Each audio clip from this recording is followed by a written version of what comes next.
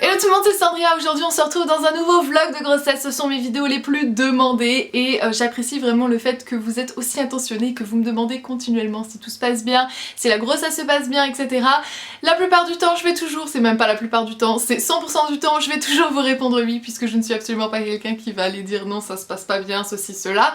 Je vais toujours vous dire oui, mais merci beaucoup pour cette vraiment très gentille attention que j'apprécie énormément. Donc aujourd'hui on va parler de ce qui s'est passé entre ma 23e et ma 27e semaine, donc le début de ma 27e semaine, puisque je l'entame aujourd'hui, le jour où vous regardez cette vidéo.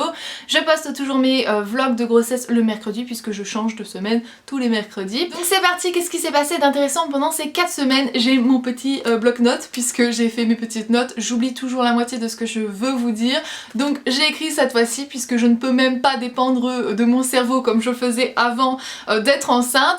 Enfin, premièrement, la chose la plus importante, entre autres on va dire, c'est que je suis passée dans mon 3e trimestre. Alléluia. Ça me fait vraiment très plaisir parce que là ça y est, c'est le dernier trimestre, c'est les derniers 3 mois et bien sûr ça me fait hyper plaisir.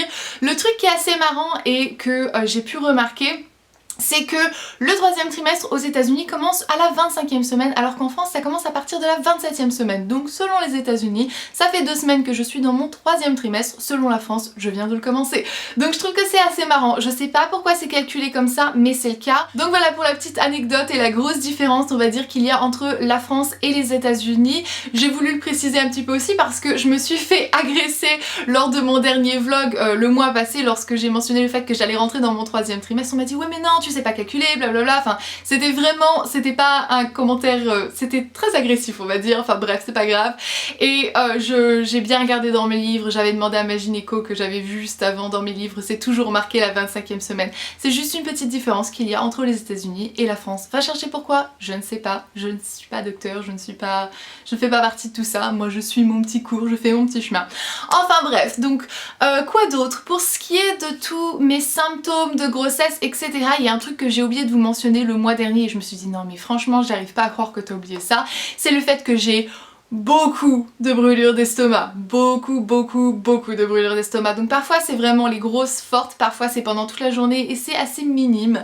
Et les seules choses que j'ai arrivé à trouver qui font en sorte que c'est contrôlable, c'est premièrement mâcher du chewing-gum, ce que vous m'avez vu faire dans une de mes vidéos, donc ma vidéo où je maquille et je me fais maquiller par Audrey à l'aveugle. Et bon, j'y ai pas pensé sur le coup, mais en fait j'avais des brûlures d'estomac et c'était la seule chose que j'arrivais à faire puisque j'avais même pas pris mes médicaments quand j'étais chez elle pour essayer de couper ça. Donc mes excuses, je mâchais un chewing-gum pendant cette vidéo, mais en même temps on était en train de se maquiller pendant 1h30. Donc voilà, moi j'avais envie de me sentir bien. Et sinon bah il y a les comprimés quoi, et nous aux États-Unis ça s'appelle les Tums. C'est pas des comprimés, c'est pas des médicaments en fait, c'est une sorte de calcium compact. Je sais pas encore comment exactement qu'est-ce que c'est, mais c'est quelque chose qui est complètement sain et qu'on peut prendre parfaitement quand on est enceinte et qui est recommandé pour les femmes enceintes, heureusement, parce que sinon je mourrais.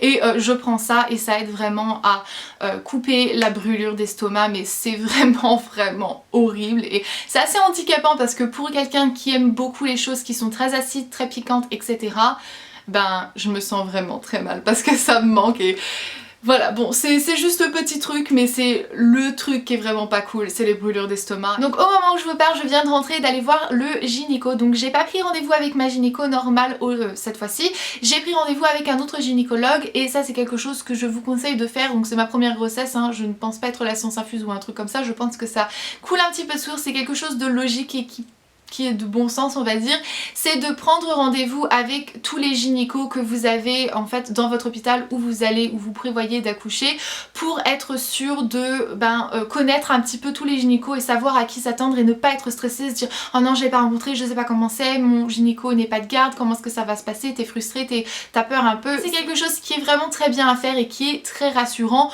quoique logiquement si tout se passe bien on voit pas le gynéco, on voit que les sages-femmes si votre accouchement se passe normalement normalement. Après s'il y a certaines complications, bah là ils font recours au gynéco, mais logiquement on n'est pas censé voir leur tête et on est content de pas voir leur tête logiquement ce jour-là.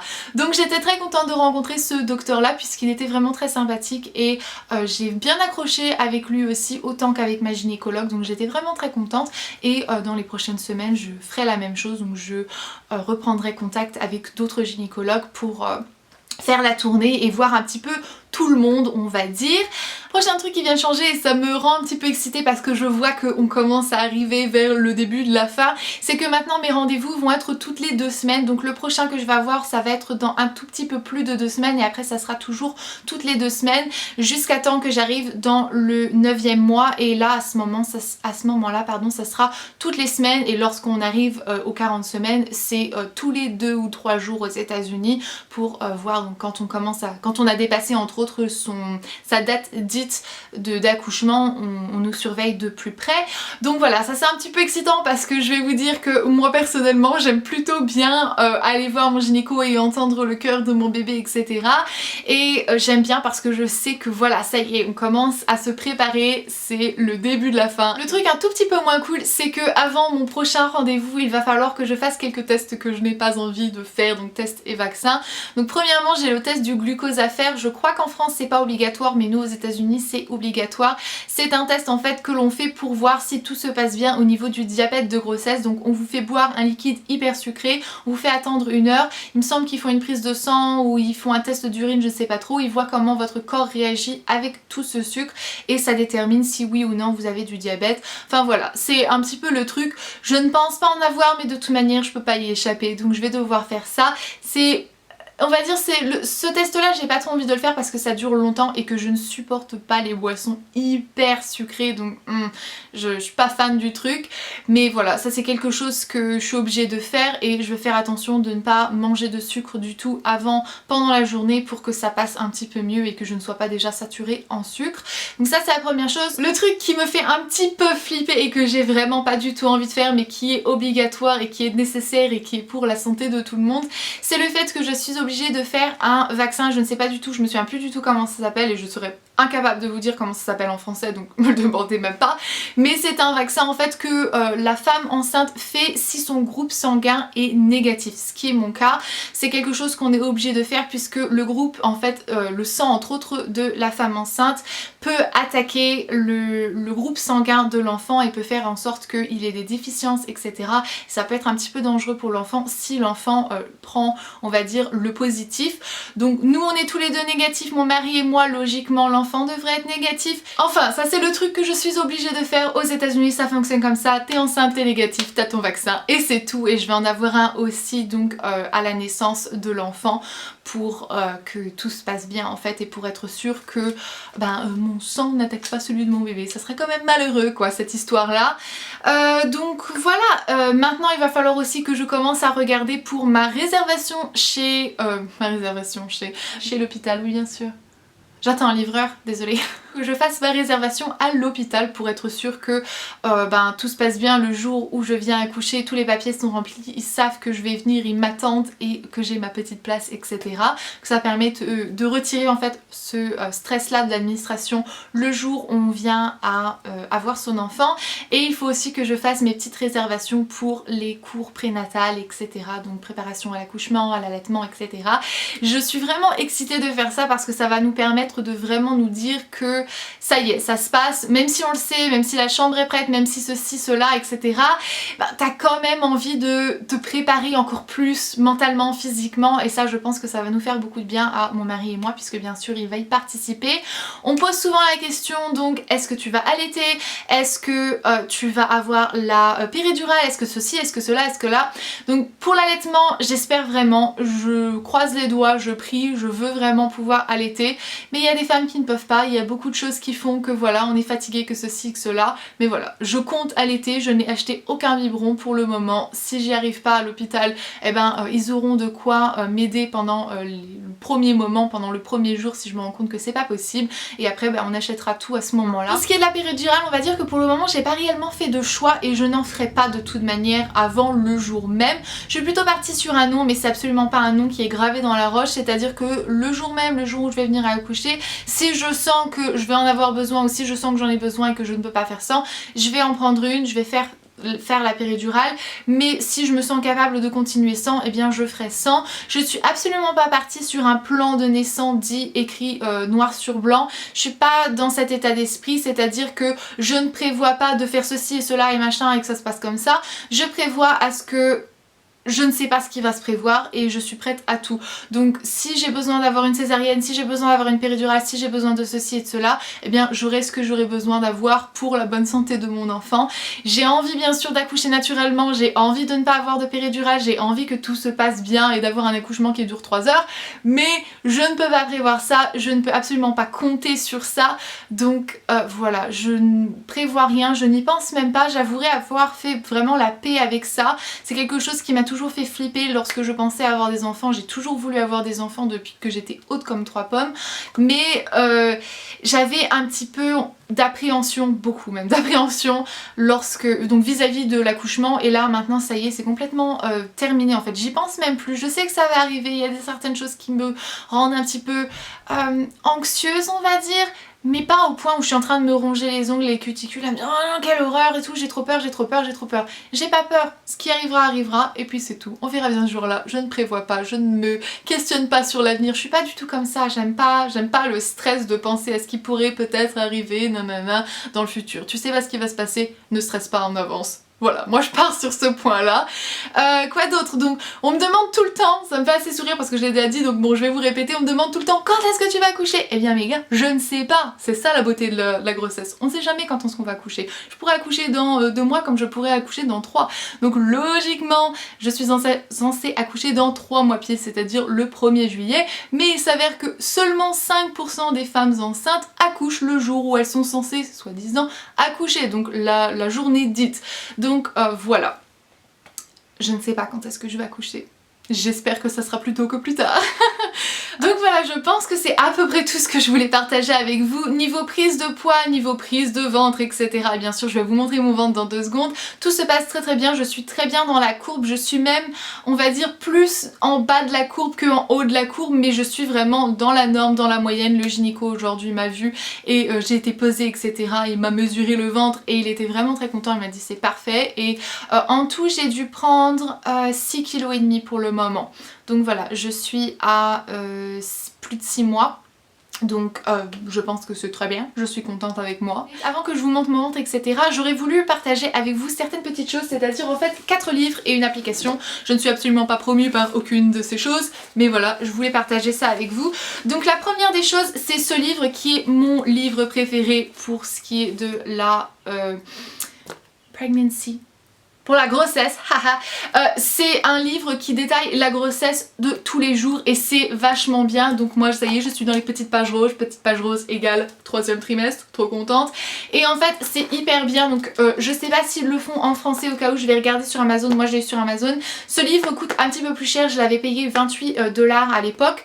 Donc à l'époque il y a 4 mois quoi, mais 5 mois en fait. Mais voilà, c'est un super livre, hyper complet, vous avez toutes les photos, vous avez comment ça se passe avant, comment ça se passe à la conception, 1er trimestre, 2e trimestre, 3e trimestre, accouchement et 2 semaines après la naissance de votre enfant. Donc vous avez tout ça catégorisé par couleur et je vais un petit peu essayer de vous montrer l'intérieur pour que vous puissiez voir. Donc ça peut être assez graphique hein, bien sûr, puisque on va dire que le sujet de la grossesse peut être assez graphique. Mais voilà, par exemple, on va cacher ça puisque c'est une femme qui est dénudée. Et que c'est sûrement pas ok sur YouTube. Mais voilà, ça par exemple, ça représente donc tout le 1er trimestre et ça vous montre un petit peu de semaine en semaine qu'est-ce qui est égal à quoi, etc. Et ben voilà, ça reprend tous les jours vous avez une page à lire. Tous les jours vous savez combien de jours il vous reste avant donc la date dite de votre accouchement et ça répond vraiment à toutes vos questions. J'avouerai n'avoir manqué d'aucune information rien qu'en lisant ce livre qui est extrêmement complet, donc même si j'oubliais de demander quelque chose à mon gynécologue, je sais que c'est dans ce livre. Il y a un index aussi, donc si vous cherchez un sujet précis il y a un index pour vous dire. Donc voilà, pour vous montrer, moi je suis ici maintenant à cette page-ci. Hop, Donc on est dans le 3e trimestre, il nous reste 91 jours et au moment où vous allez regarder cette vidéo ça sera 90 jours, mais voilà, c'est vraiment très bien détaillé, ça parle de tout et je vous le recommande à 100%. Si vous pouvez le trouver en français, je sais pas s'il existe en français, j'espère, je pense qu'il existe en français.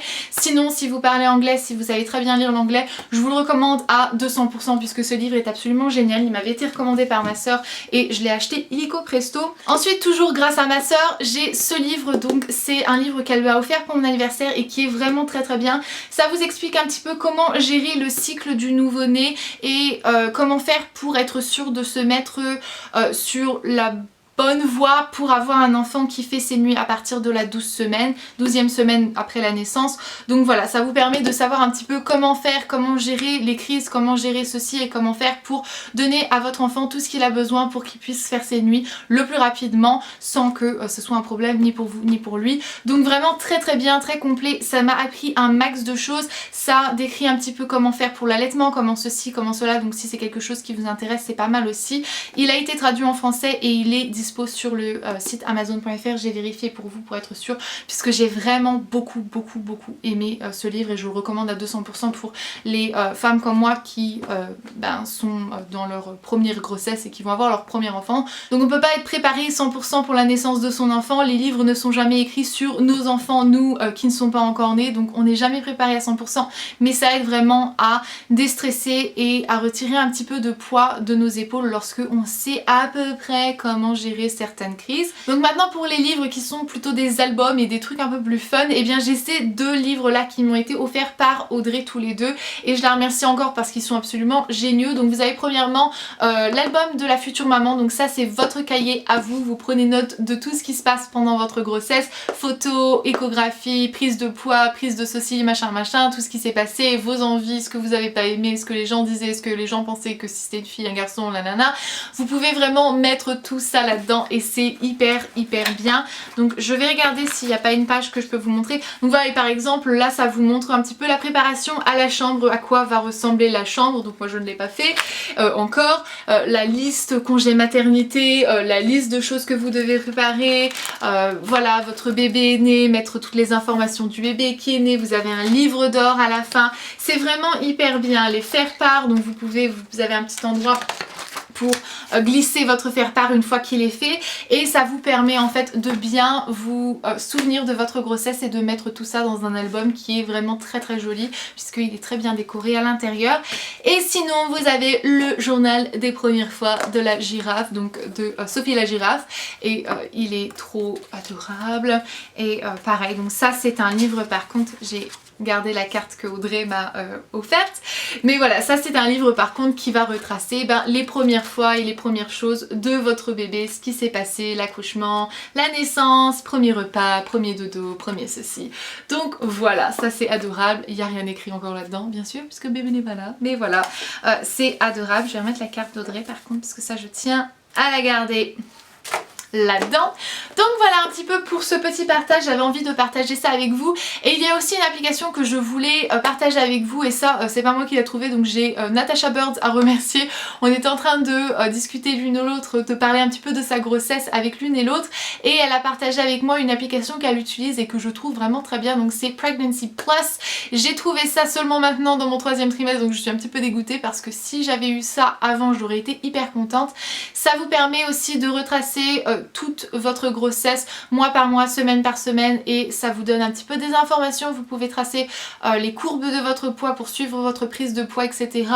Les mouvements de bébé, vous avez aussi un compteur de contraction, un compteur de mouvements de bébé. Ça j'ai trouvé que c'était trop bien parce que compteur de contraction, je vais être contente de l'avoir le jour même lorsque ma bébé sera là pour arriver et je vais pouvoir compter les contractions et plus facilement me souvenir de oui ça s'est rapproché ou pas.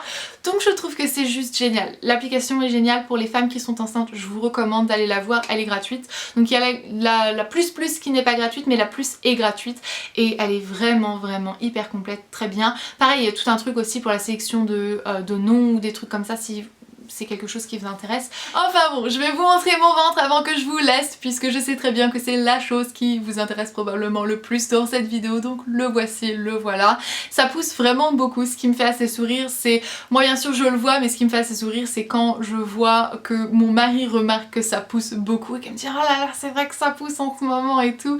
Et il est assez fier en fait de mon petit ventre. Il a tendance un peu à protéger, on va dire, cette petite partie de mon corps, et c'est trop adorable en fait, c'est un truc trop romantique, trop chou, et bref, je vais vous passer des détails de nos vies personnelles. C'est tout pour ce vlog de grossesse, j'espère que celui-ci vous a plu. Je vais peut-être augmenter la fréquence maintenant que je suis dans mon 3e trimestre et que j'ai des rendez-vous un petit peu plus fréquents chez mon gynécologue, mais ne prenez absolument pas ça comme une promesse, hein, parce que c'est possible que je le fasse et c'est possible que je ne le fasse pas. Si j'ai pas de choses à partager avec vous, ben bien sûr je vais pas le faire, donc c'est possible que je le fasse, c'est possible que je ne le fasse pas, vous verrez bien à ce moment-là, on va dire. Donc bref, je vous laisse, je vous fais d'énormes bisous, merci beaucoup d'être resté et d'avoir regardé cette vidéo en entier, et jusqu'à la prochaine vidéo, comme d'habitude, prenez soin de vous-même, bye. Voilà, la petite va bien aussi. En tout cas, elle me fait ressentir que ça va bien parce qu'elle danse là-dedans, c'est un petit peu la fête, il manque plus que la musique pour que ce soit une boum.